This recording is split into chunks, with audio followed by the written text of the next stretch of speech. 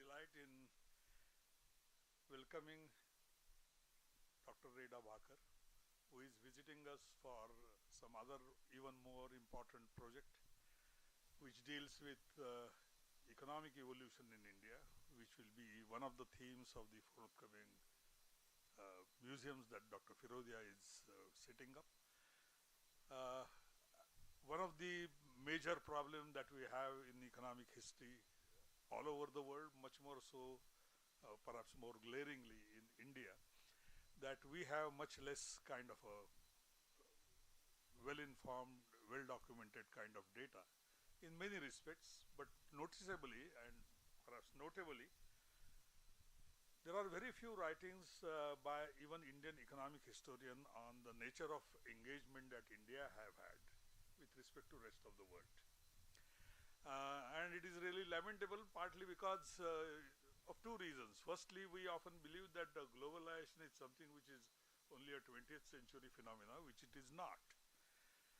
And world was a lot more connected that we were led to believe with the kind of economic history that we are often made familiar with our usual textbook and courses. Except for Dr. Saletor, he was a ICS, and he wrote on economic history and India's trade vis-a-vis rest of the world a lot more elaborately. But that tradition has probably been so, if not died out, but dormant enough. And if we start looking at something like 2000 years of India's economic evolution, this is one of the major important dimensions which was alive, which was thriving. Of course, like any other trade, like any other profession, it has its ups and downs. Often by and large more shadowed by the nature of political events and the regime changes that occurred. But nonetheless, India's engagement with the rest of the world was fairly heavy, very frequent, very sustained. Most importantly, having the kind of trade volume and the routes that we managed, it emphasizes one glaring fact, that we have had trade not only in the commodities which were mostly naturally derived, so-called primary products, but we also had substantial trade in commodities which in modern parlance are called manufacturing.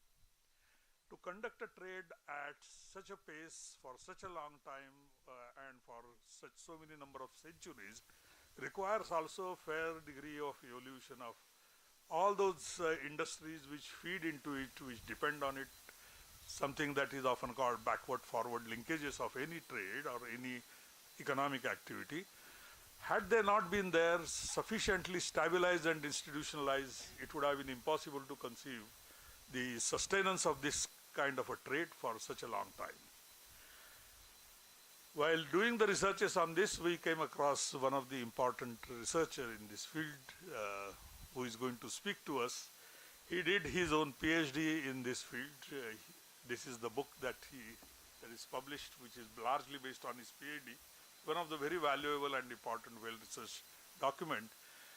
And even today, for a variety of reasons, there is a great deal of closeness of what we now called as Middle East, colloquially, and India is fairly high.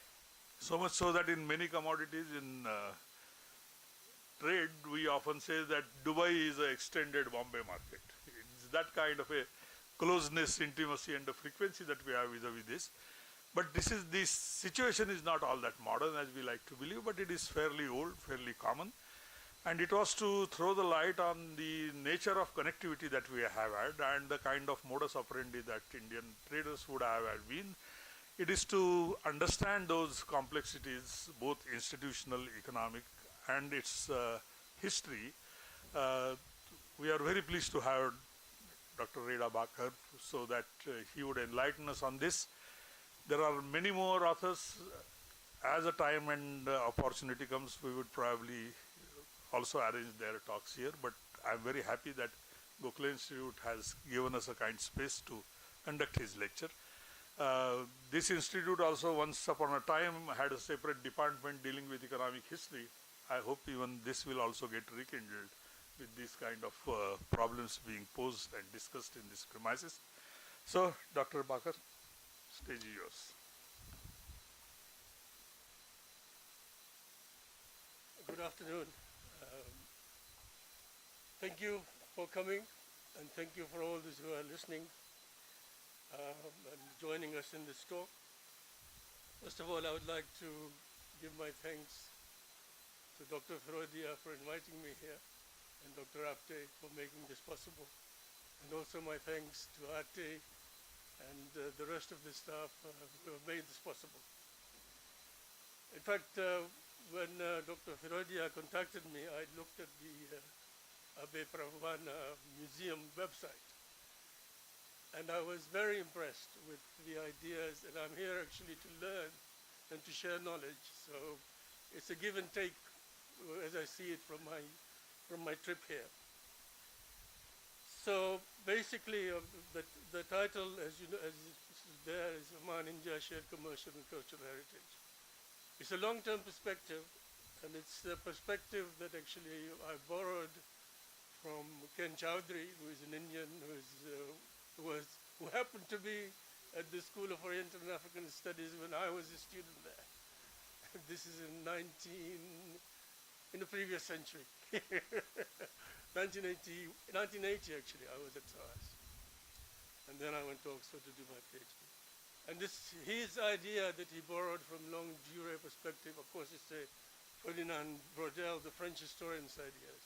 And we'll come to what longue durée means as we go through the. But to understand the origins and dynamics of trade, we have to actually put aside our current ideas of nation states, because nation state is a recent phenomenon, yeah?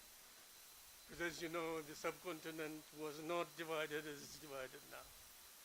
Oman was much bigger than it is now, yeah? And we'll come to those details as we go through the. So we have to look basically at the Indian Ocean as a unified geographical entity. And you can see here, just to briefly explain what these dots mean, the black dots basically mean the nodes or the hubs, the trade hubs that were prominent throughout pre-Islamic and Islamic period until recently. The ones that have got a circle around them, and it says in the key there, they basically declined after the 11th century, and for the reasons that will be explained. So there were basically hubs that changed throughout the Indian Ocean, throughout history.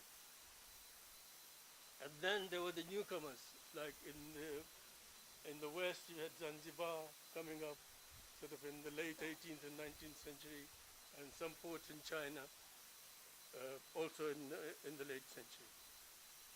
But to go back to the beginning, this is a map by the Herodotus, 5th century BCE. So there has been some archaeological work done which tells you that the Gulf didn't exist, what we call the Arabian Gulf or the Persian Gulf or the Gulf. So people actually could go traverse by land and they walked along. So you had the hunter-gatherers in those days, crossing. But as the lake expanded, as it were, you had the primitive seafaring skills. People used goat skins to cross through the water. And this is how the navigational and seafaring skills developed. And it is well known that, Oman was prominent in this area from the beginning of navigation and from the beginning of sailing skills.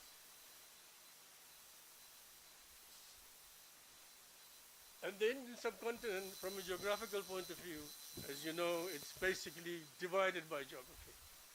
In the north, you have the Himalayan water, snow-fed alluvial streams that make the Indus, or what was the Indus, more agriculturally productive. Yeah? And in the south, you had the Deccan Plateau and, of course, the Vindhya and Satpura that naturally divide the subcontinent. So people basically in the south relied more on water management skills, whereas in the north had God-given water for them to make use of. So this is what the two barriers. But despite these linguistic and religious differences, there was long-term contact between them. Obviously, you had Dravidian people having contacts with the Northerners, and from the early times.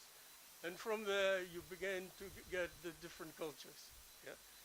For example, you've got Bengali, Gujarati, Marathi, Punjabi, just as an example.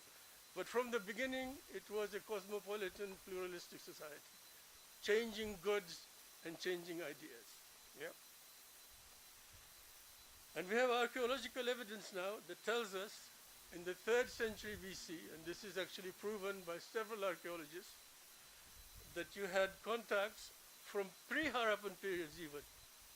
So this area, which is now shown in yellow, is what was called Al-Bahrain, which included the Bahrain Islands, as you see there. This pointer works, but no. Anyway, I'll try and use the pointer here.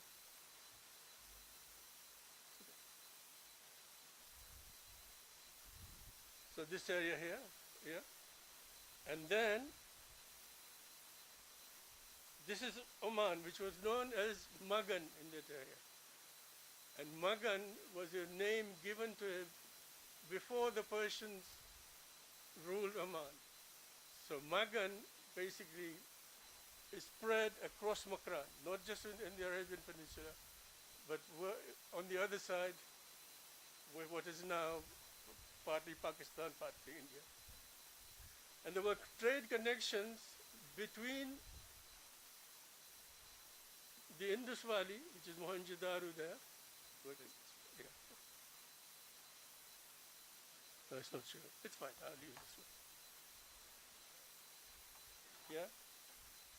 So this area, what is called Mesopotamian culture. Yeah. So even pre-Harappan times, we have evidence now, and this is archaeology basically done in the last 15 years, that there was contacts between Sindh, which is northern India, and Oman, and Suhar basically, which is on the northern part of Oman, and Mesopotamia. And Mesopotamia, which is Iraq at the moment, had direct connections with Egypt. So this trade from those early times was connected from the Mediterranean to the Indian Ocean. And these are just some examples. Mysore is a place in central Oman, and this was actually discovered in Mysore, which is a prism cell from the Indus Valley. This is an archaeology of 3rd century BCE, and the impressions show an animal, zebu, and a scorpion. Yeah? And of course, the Indus Valley is famous as being the first anywhere in the world that used the wheel for transport. And also they were the pioneers in spinning and dyeing of cloth, of textiles. So this was the gift that was given from northern India to the world. Yep. And actually what helped the trade was the monsoons. If you are sailing, if you've got sailing skills, it was easier for Omanis here. So it's Muscat,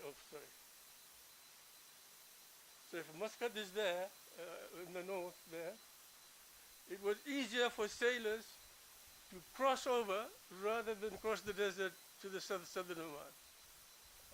And that's why they were called, Magan means Ahl al-Bahar in Arabic, which means the people of the sea. Yeah, and this is what our Omanis were known as. So sailors and navigators knew that 6 months of the year, of course it wasn't as direct as that, but I'm just showing, the destinations. So from November to February, it went that way, and they actually compiled navigational logs. Sailors knew exactly when to sail and where to sail. And of course they stayed until the winds they didn't want to be lost in the sea when they made the return journey. And as a result of that, they acquired wives in North India, and wives and they settled down. Some of them stayed, some of them went back, and some of them actually became resident in territories in North India and South India. And of course, trade was not only from North India, it was also from South India. We have evidence of Kerala ships being loaded with goods from very, sort of 2nd century BC we're talking about. And we have the story of Sheruman Perumal, who was a king in Kerala, who actually, it is a legend, not based on historical facts, but people say that he became a Muslim, and the legend goes that he actually met the Prophet Muhammad himself. His grave is in southern Oman at the moment, and it's venerated, and many of the Keralites in Oman actually visit that grave regularly. So what this proves is, there were connections with Oman, both from North India and South India from very early times. And this is what longue durée basically means, and I've actually condensed it. A history where passage is almost imperceptible. That of a man in his relation to the environment. A history in which all change is slow. A history of constant repetition, ever-recurring cycles. And we will see as we go through where the trade was located, what this longue durée means. So basically, to remind you again, we are talking about the whole Indian Ocean from a geographical perspective. And these were basically, so it's not only Oman and India, because Persia was there from the beginning. In fact, before pre-Islam, the name of Oman changed from Magan to Mazun. The Persians called it Mazun. And Mazun actually means rain, clouds. And there were times in the history, pre-Islamic history, that Oman was a fertile ground where it not only exported copper, which it did in Babylonian times, but also agricultural products. Then it became a desert as it is now. So these were the trade routes where Omanis, Indians, Persians, and the Iraqis were involved. Yeah? So if you look at the land routes, which are shown in black, and which is what China is trying to reinvigorate and extending to Europe by railway. And then the sea routes are well known, and they went by the 7th century during Islamic times, all the way from East Africa to China. And the frankincense routes, which is shown in red, went from southern Oman to Rome, where the story of Jesus comes. The story of Jesus is, he had 3 kings visiting him from southern Arabia, carrying frankincense, gold, and myrrh. So this was from the southern Arabia, which was not part of Oman at that time, in fact, but it was from there. And Sindh, as you see, it had the 5 rivers. It was crucial in those days. So it was the link between the rest of India and what I have just described. So that already existed before Islamic times. Yeah? So this is the situation before Islam. This is a quote from Andre Wink, who is a well-known historian, and he's written extensively about Indian trade. And he says, Sindh was the hinge of the Indian Ocean trade, as well as this is pre-Islamic time, and was instrumental in the conquest of Fars, which is Iran, Makran, which is Balochistan, and northern India, which were studded with settlements of these Persianized Arabs. So there were Arabs, but they spoke Persian. And they changed, and they were the chief merchant group. So this was all set when Islam came. So what was Prophet Muhammad's legacy? Well, Prophet Muhammad was a merchant, and he was actually hired by a lady who was also a merchant, Khadija bint Khuwaylid, who later became his wife, to look after his caravans, trade caravans, who used to go to Persia, to Syria, and to Yemen. So he was interested in making trade safe and his caravan safe, because there was always caravan raids, and there were also raids on the seas, because people captured goods and they wanted booty. Yeah? So this, it was very easy for them, because the connections and trade networks were already established. So what Muhammad achieved was basically, at that time, by the 7th century, northern India and Oman itself were ruled by the Persian Sasanian dynasty. And they actually appointed governors. They didn't rule directly. They appointed local governors for the sake of protecting trade. Yeah? So Muhammad's big legacy for the Arabs, he basically said to them, the Hindus have their beliefs, the Zoroastrians have their beliefs, the Jews have their books, the Christians have their books. I have brought you, the Arabs, who were nomads, this book, the Quran. If you follow it, you will be successful. But what happened after him is a different story. And all these differences that came after him. But he enabled the Arabs. They inherited the trade networks and the situation that was there in pre-Islamic times. Yeah? And he also gave them institutional and cultural organization, because whoever accepted the religion of Islam became part of them. And beyond that, when they actually went, and the conquest actually didn't start from the beginning. It was to protect the trade from these raids and for booty that started the whole journey. And people realized, and how come, a few followers of Muhammad, because there were not many in the beginning, could defeat a Sasanian empire? Because by that time, the wars between the Sasanians and the Babylonians had lasted more than 2 centuries, and they were exhausted. So they didn't have the power to stop them. So when the caliphates saw, they could get the booty so easily, and there was no resistance, they moved. And so the conquest followed the trade, basically. So this was the Western Indian Ocean region trade up to the 11th century. So from that inheritance they got, and it was the control of the seaports, and the transshipment routes were key, and everybody wanted to protect their economic interests. And what helped it were 2 factors: the spread of Islam, and also the emergence of the Tang dynasty in China. The Tang dynasty established in 618 until 907, but from the 7th to the 10th century. So what that meant is there was transoceanic trade between China and the Gulf, including India and up to Syria. So all that expanded during that time. And we actually have, as I have mentioned here, trade commodities of gold, silver, bullion, silk from China, slaves from East Africa, horses from Iran and Oman. And in return, they got copper, lead, paper, carpets, glass, and chemicals from Yemen and Iraq.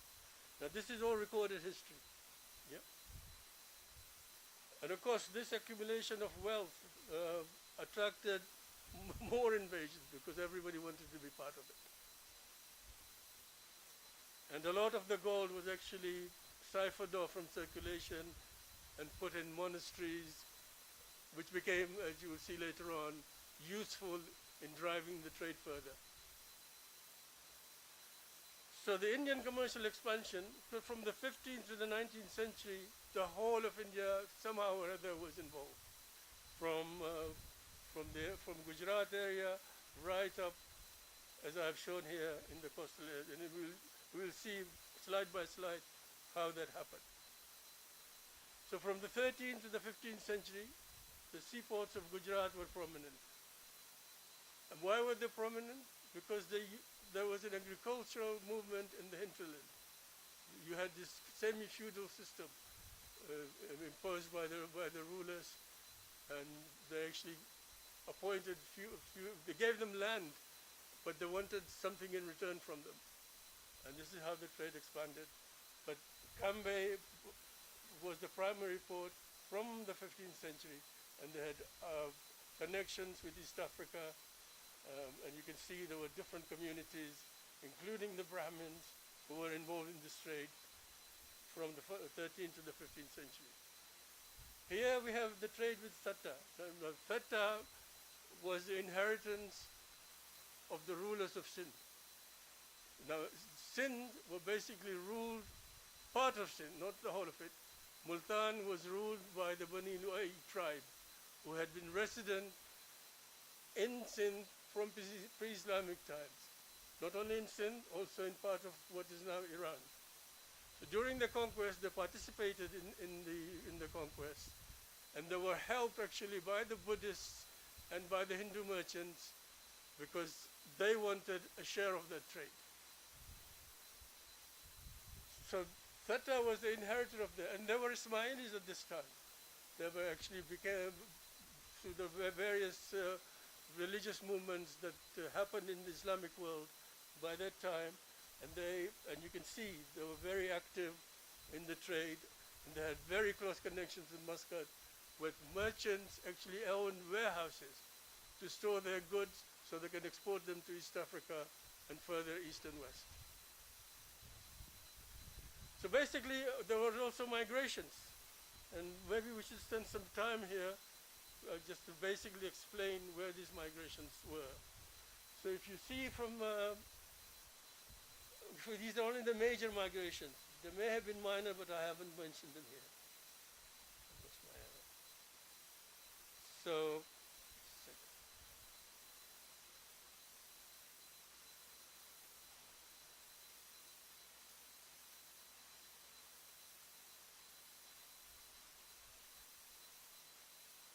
so if you see the pre-Islamic, which is shown in the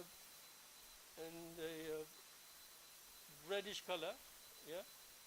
So it's not even. There were movements from Arabia. If I come here and show you. So you see this arrow here. Yeah. Yeah.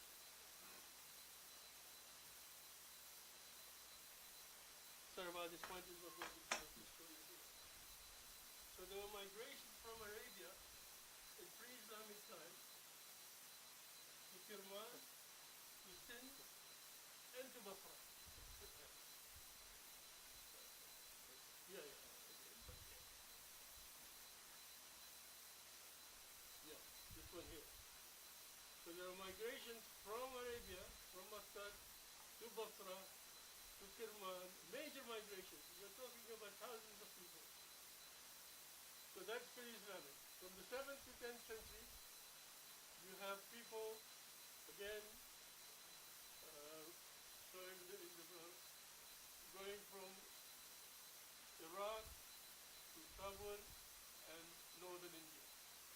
10th century by the green, this is after the Ghaznavid invasion. People going back to Arabia from Multan and from Multan. This is the Ghaznavid invasion, who basically massacred a lot of the Muslims in Multan, and most of them escaped either to the Gujarat area or back to Arabia. Yeah? And then the double arrowed red one, there was movement from there throughout, from the 10th to the 10th century, going back and forth, following the trade from North India to the Cambay area and beyond. And the black ones are more recent. So we are talking about 15th to 20th century, when the trade expansion was happening with the Portuguese, and then the Omanis who dominated the trade route of the Western Indian Ocean from the 18th to the late 19th century, people moving to East Africa and to Oman. So this is basically, of course, I put a note there, the migration to USA in the 20th century. This was basically of the Khojas who migrated from Gujarat and Kutch areas and went to East Africa, then from East Africa to Europe or Canada. So now I want to focus on the more modern trade, what I call the triangular trade corridor, which was basically between East Africa, the Kutch and Sindh area, and Muscat. Yeah? So how did that happen, and what is the evidence for that? So Oman's commercial dominance in the Western Indian Ocean region started from the 17th to the 19th century. So by the latter half of and this is from Goswami, who has written, the well-known historian, whom I have met, and we have shared information a lot of the time. So by the latter half of the trading focus shifted to Muscat and Zanzibar, and Omani rulers with merchants who took with them prosperous merchants from Muscat to East Africa to revive the trade. And I have mentioned some names like the Hindu Basanji Haridas Bhimani and the Khoja Topantajani to Zanzibar.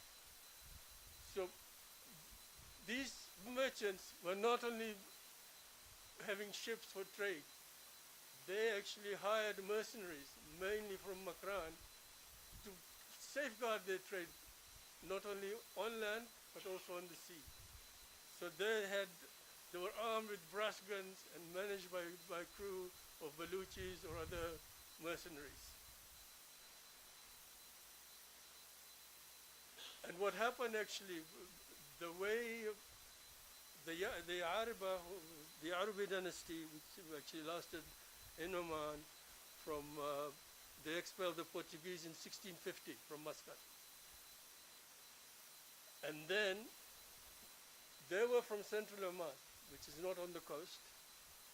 So they managed, with the help of the merchant ships and by capturing Portuguese ships themselves, to beat a European power in the 16th century on the seas. Yeah? And they expelled them from Mombasa, and they took control of Mombasa in East Africa, and then they took control of Zanzibar. So it was the cooperation between the rulers of Oman and the merchants from everywhere. People ask, were these merchants Indian? Were these merchants Omani? Were these merchants somewhere else? They didn't think of themselves like that. They were part of a socio-economic system that had existed for centuries. The idea of I'm an Indian or I'm an Omani came with the Europeans. They brought these ideas of nation states, putting boundaries and defending boundaries. As long as you bought the arms from them, you're okay. Yeah? And this is what we are actually struggling at the moment now. But these people thought of themselves as part of the Omani economic system. Whether they thought of the Omani as Indian, I will never know. Yeah? So these are the exports from Muscat, and this is and in Zanzibar there was actually not only the trade with India. There were Americans, there were Germans.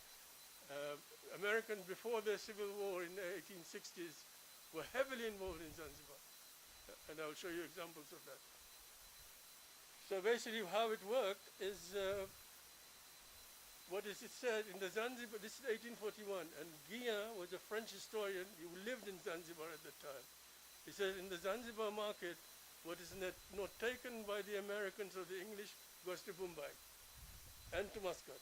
From Muscat, trade commodities may still find their way to America. If not, they are shipped to Calcutta or Bombay.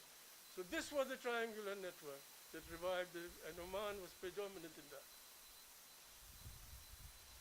But this didn't exist now. And I just mentioned an example. Masoudi, who visited Sindh in 932, says the land of Zanj, which is Zanzibar. So this triangular network was nothing new. It had existed for centuries before. Yeah? And it says, they produced leopard skins, the people wear them as clothes or expel them to Muslim. It is from this country that ivory tusks, weighing 50, but they usually go to Oman, and from there they are sent to China and India. This is the chief trade route. So this is 10th century. And now it's reviving itself, and this is what I call the longue durée, recurring cycles of history. So just to give you an example, I'm not going, if you want examples, it's all in this book. If you want details, yeah? And it's also available in Arabic, so whoever wants a copy, please get in touch with me. So just to show you, although the USA was heavily involved, India remained the most prominent trading partner of Oman throughout the 19th century. How did that happen? Because they sent their cousins or their nephews to manage the trade. And here is an example from Richard Burton. It says, Reda Bhacker farms the customs in Zanzibar. At Pemba Island is his nephew Pezu. Mombasa is in the hands of Lakhmidas and 40 of his co-religious. Pangani is directed in Trikandas, and Sadani has its banyan, and so on and so forth. So there were family connections at various hubs, trade hubs, whether in Kutch, in Daewoo, or in Zanzibar or Muscat, that managed the trade, working with the rulers and the customs masters. Now I want to come to the cultural aspect of the trade. Of course, there was cultural aspects, and this is just an example of a mausoleum that you will see. It's in Multan in 1262. How did that happen? There were various elements in Sindh from early Islamic times. Most of the opposition from the Islam developed after the Prophet died. And there were various sections. There were the four Sunni madhabs. There were the Shia who started as opposition movements to the Umayyad Caliphate. And as I said before, there was cooperation from the Hindu and Buddhist merchants. And what the Arab rulers actually did is they left the traders and so you can continue with your own religion, but on condition. You give us, you will be protected with the dhimmi task, protected people, the Ahl Dhimma we call them. You are protected people, but you have to give us so much tax, but you are protected and you can continue in your trade. Or, if you don't want to continue in your trade, you become Muslim like us. And a lot of them did become Muslims. Yeah? But the way it evolved, with the syncretic ideas, you've got Hindu merchants, you've got Omani merchants who became rulers. And the Omani merchants, actually, one can say, they married local women and they adopted local ideas. I mean, there's historical evidence that they used to come to pray the Friday mosque on elephants, and they used to dress with salwar kameez. So and they had children from the local women that they married, and they stayed there for centuries, not a few years. Okay, the sailors were different. Sailors came and went back, but these rulers stayed until they were defeated by Ghaznavid armies in the 10th century. Some of them moved to Gujarat area, to Kutch and other areas of Sindh. Some of them went back to Oman. But all these syncretism led to the development of Sufism. And Sufism is basically saying, okay, the rituals are important, but you are responsible yourself spiritually to your God. And you do not need an intermediary between yourself and your God. And this is how these sanctuaries develop, and there's hundreds of them. Of course, in addition to Hindu temples, which always existed, which still exists. And this is another example of Gardezi in Multan. This is a coin. The Munabbah was a ruler of Brahmanabad, which was named by him as Mansura. It used to be called Brahmanabad, but he changed the name to Mansura. Mansura means the victorious one. Yeah? And this is actually discovered in Multan, a bilingual coin, which has got Arabic text on one side and the Sanskrit on another. Now, if this is not syncretism, what is? Yeah? So, and of course, there are many examples. So this was the common culture that I'm talking about of the Western Indian Ocean region. So this is from Anne-Marie Schmel, who is a German scholar who's written a lot about Sufism, and this is her view. The historian who tries to give a survey of the history and situation of Islam in Indo-Pakistan is faced with constant contradictions. Popular religion, often tinged or almost blended with customs from Hindu neighbors, He stands side by side with lofty reformist movements of theologians who fought for the purity of Islamic monotheism, a concept which was interpreted in term by some mystical thinkers as the parallel to the Advaita of Hindu thought. And this is how it developed.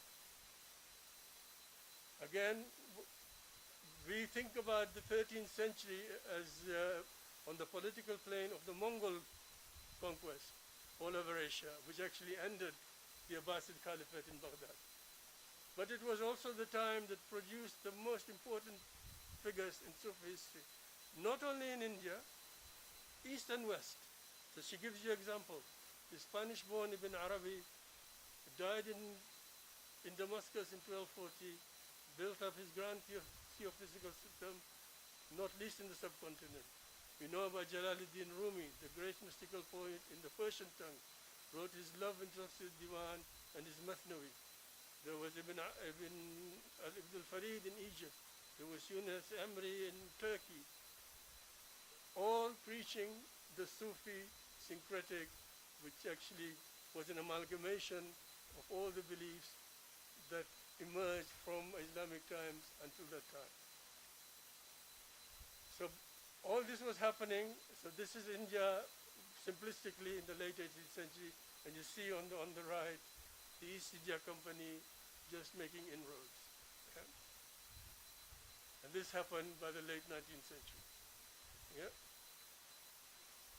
I just want to show you one example of how profitable the Zanzibari Muscat trade was in the 19th century. And Zanzibar was way beyond. This is just to show you an idea, you know. And the customs were managed by Khoja and Hindu merchants. And of course they provided the finance to the Omani rulers.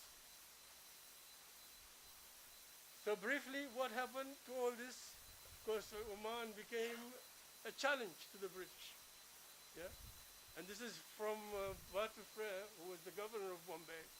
And this is already in 69, but who himself says in his book, this is talking about Oman.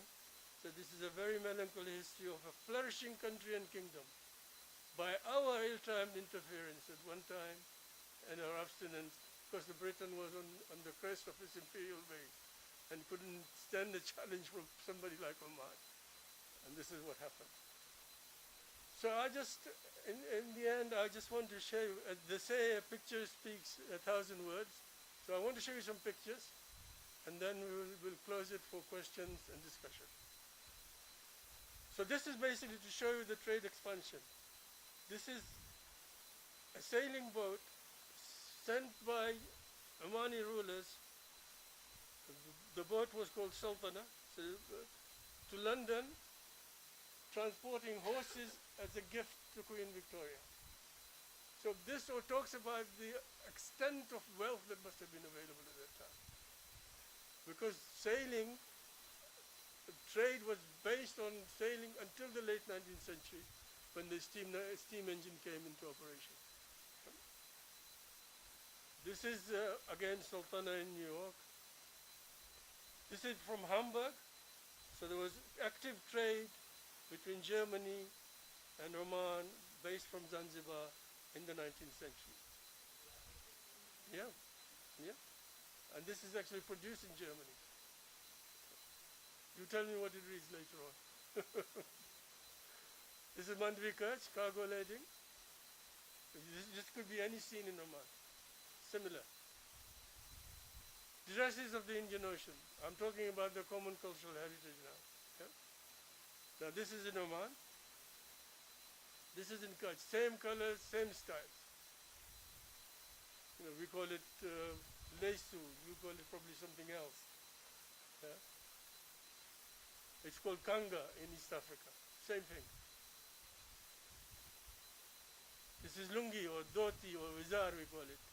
This is in Yemen. So, you know, common dress. You can see Kerala, this is a daily dress. Again, this is in Oman. And from the religious aspect, this is the Aga Khani Jamaat Khana in Zanzibar. Shiva temple in the old Muscat in 2016. So what I'm trying to tell you, this is, you know, the Western Indian Ocean had a common culture. I'll just tell you a story. When I was doing my research for my PhD, I had the opportunity to go to Zanzibar, to Mombasa, to Nairobi, to Ahmedabad, to Malaysia, and to Egypt. And it's a funny thing, you know. I stayed there for a few weeks in each area, interviewing people and looking at their archives. The funny thing is, food, you always had dal and chapati everywhere.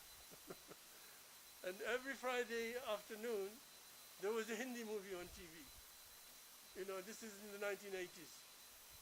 So, and you saw the dress, and you saw the exchange of ideas. So this is the common culture that we have inherited. Yeah?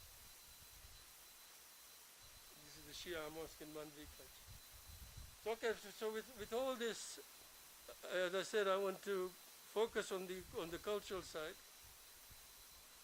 So from a cultural perspective, we can see all this amalgamation and the development of Sufism.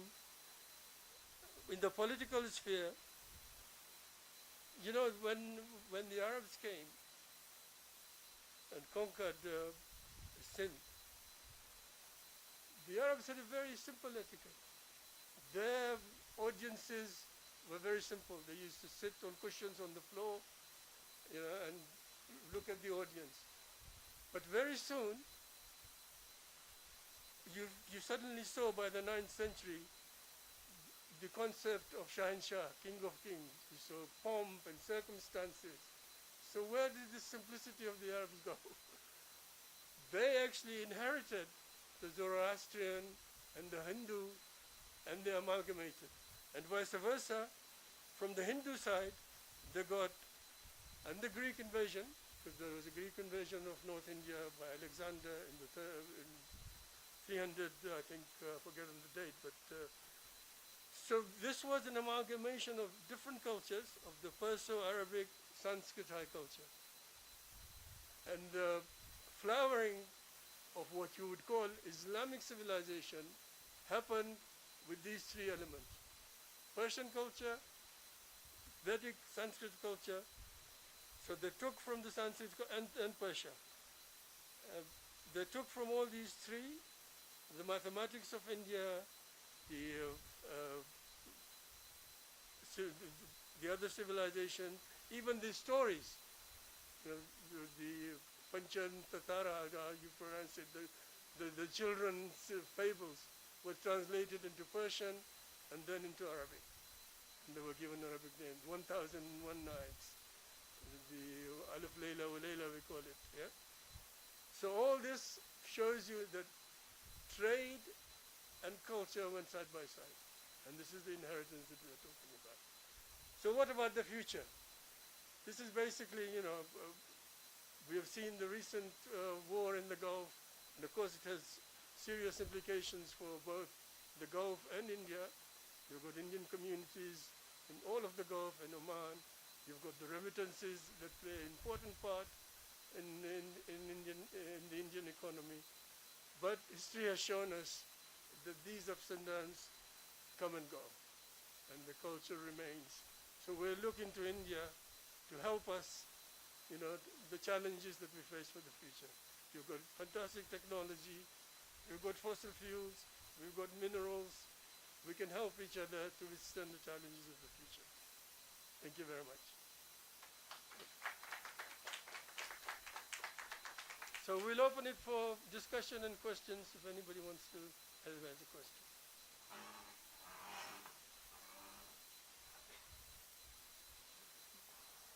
Yeah.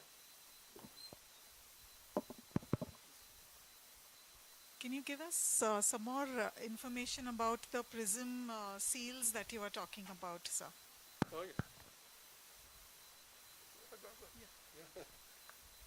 Yeah, this was actually one of the first excavations. It was some time back. The prism seals actually is shown in the National Museum of Muscat, and you're welcome to come and visit. So basically, they saw this. I'm only showing you one example. So the prism seal was discovered in Mesa. We do not have which is called a zebu, which is an animal like a cow or a buffalo. we don't have that tradition in Oman. And they have confirmed that this came from the Indus Valley. And there were others, not only from the Indus Valley. We discovered big pots. And what they used to do actually, they used to carry tar. And tar was used for waterproofing the boats. But they came not from the Indus, they came from Mesopotamia. So there are various things that came at that time. And Zebu and this Mysar, well, what I showed just as an example. Okay.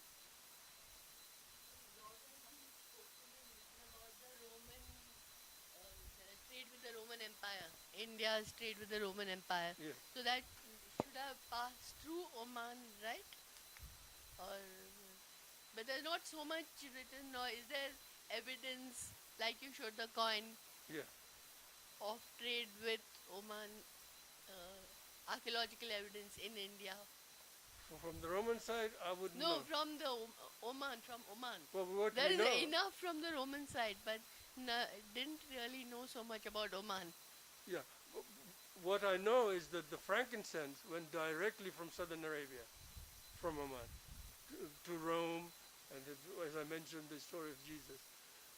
And but it wasn't direct.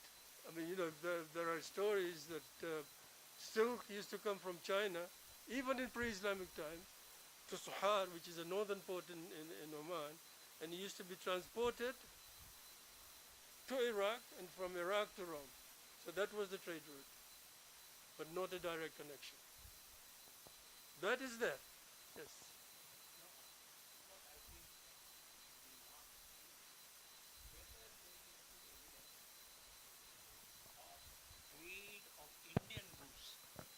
Whether there is good evidence of trade of Indian goods via Oman to Rome, and whether there is good evidence of money, maybe gold coins, etc., coming from Rome to India via Oman. That I haven't come across. That is not. Not in the pre-Islamic times, no. But there may be. I mean, because I'm focusing only in this area. The point that is being made is, if India did not have direct trade with Rome, like today you might fly, or you may send a ship that goes from an Indian port to an Italian port. So trade always happened by changing hands with and transshipment and consignment management and so on. That's right. So the most logical route, as she pointed out, is India to the Middle East. Yes. And Oman, more than Iran, sits on the gateway to West Asia, to Babylonia, to Egypt. From India, if you wanted in the old time to go to Egypt or Babylonia, you would have to pass Oman. And India-Oman trade, as you have beautifully explained, is established very well in terms of the social culture, the business culture, also the cross-pollination of populations on both sides. Correct. So Oman was a natural transshipment point. Is there evidence to link Indian goods with Rome via Oman or vice versa? Oman playing the role of a transshipment facility or banking facility. Like today Singapore, middleman. Yeah, middlemen existed. I mean, what I told you about, see, Oman, you had in early civilization, you had the Sumerian and the Akkadian cultures, and then came Babylonia. Now we know that the Akkadians and Sumerians had great armies. Oman was not prominent in that time as a trading partner, but Oman had copper. Yeah? And it provided the copper to these great empires directly. But whether it went to Rome, I have not seen any of this. Yeah? And of course, Oman also provided things that came from China via Sahar, and they ended up in Iraq and in Egypt. So whether there was a direct connection, I don't know. Bonjo, Orthodox civilization or the Indus Valley civilization probably was at its peak during the mature Bronze Age. Yes. And if Oman was a major supplier of Yes. copper, then it played a role in this supply of copper to the Indus Valley, Yeah. and vice versa, the copper or the bronze goods going out of India into the West. Yes. Because there is mention in the Roman tradition of bronzes also coming from India. Uh-huh. Because India had a very highly evolved metallurgical industry as well. Okay. But you have not found evidence of this in your studies. No. No. Not a direct connection. Not a direct connection.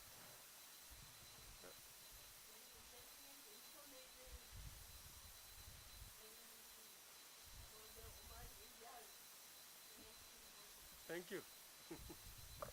Yeah. I think, just if I may make a comment, 2 points that Dr. Bhacker has made are very important. One point is that trade was so important, and trade enabled all these connects to happen within the country, within India and Iran, within Iran and Babylonia, within India and so on and so forth.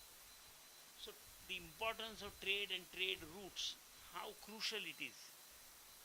Second point he has made, which really I was very happy to note, where he has pointed out to that the Prophet Muhammad started out as a trader, and his journeys were revealing to him the possibility of great prosperity if there is trade cooperation. So his initial pronouncements dealt with trying to unite these people to live in a prosperous, collaborative manner. That is the birth of the philosophy of the Prophet, is what Dr. Bhacker has said, which is a very special way of looking at it. Later on, of course, many evolutions happened and people look at Islam in a completely different manner today. They don't look at it as connected with trade. But the point he is making is that trade was fundamentally important. What you've been saying for highlight. It makes me very happy.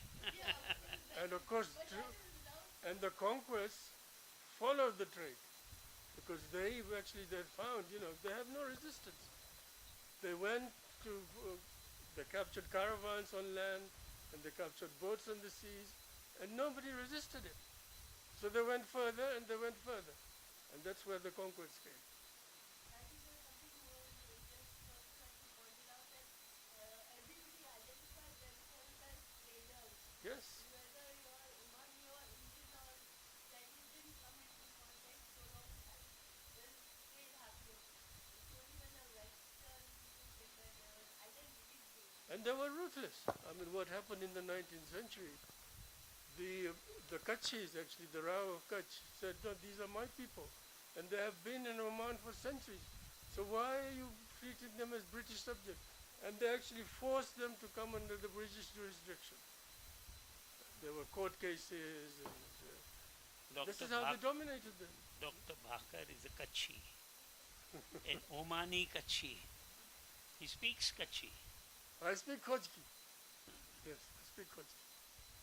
I understand a bit of Hindi also. Yeah. Yes, please.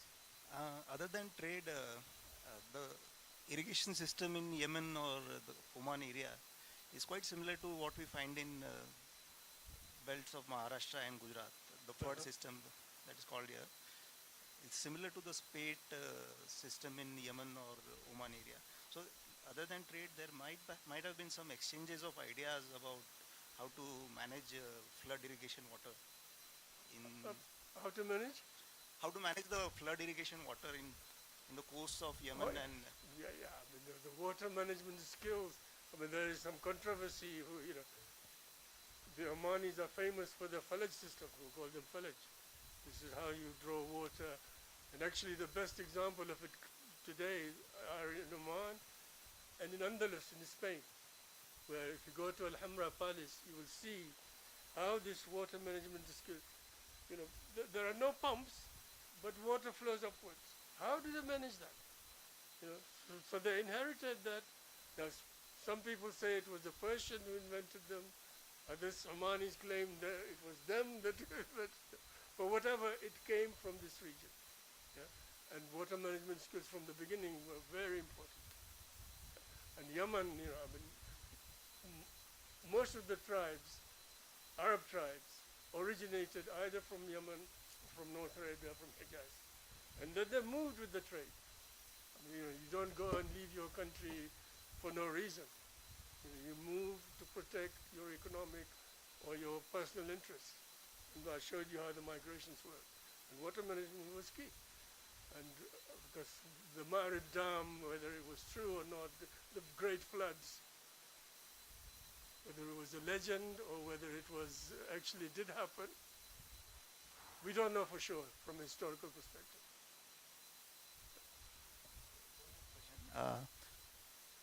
Are there any areas for research where there is some information but it's still not explored or analyzed well? Of course, because you see, especially in Indian Ocean history, because Indian Ocean history is mostly Omani history, because Omani historians basically have looked at their history from the religious aspect, and most of even Indian history until recent times was written by Westerners using Western resources. So, especially what Dr. Firodia is interested in. We know that there were Chinese influences in pre-Islamic periods. There were Buddhist influences that actually went from India all the way to China. What happened to that? That's one area of big research. And trade. Trade existed, as I've shown, from Babylonian times. So what happened to this fertile land that was there? How did it happen? How did it disappear from the geographical and geological point of view? So yes, there are a lot of areas for research. What we need is an Indian perspective. It's happening. Shashi Tharoor has written from the political side, and we know from that. I have written from the Omani side in my book, but there is a lot more. Yes. So you can do, a lot of PhDs to come. Okay. So if there are no more questions, yeah.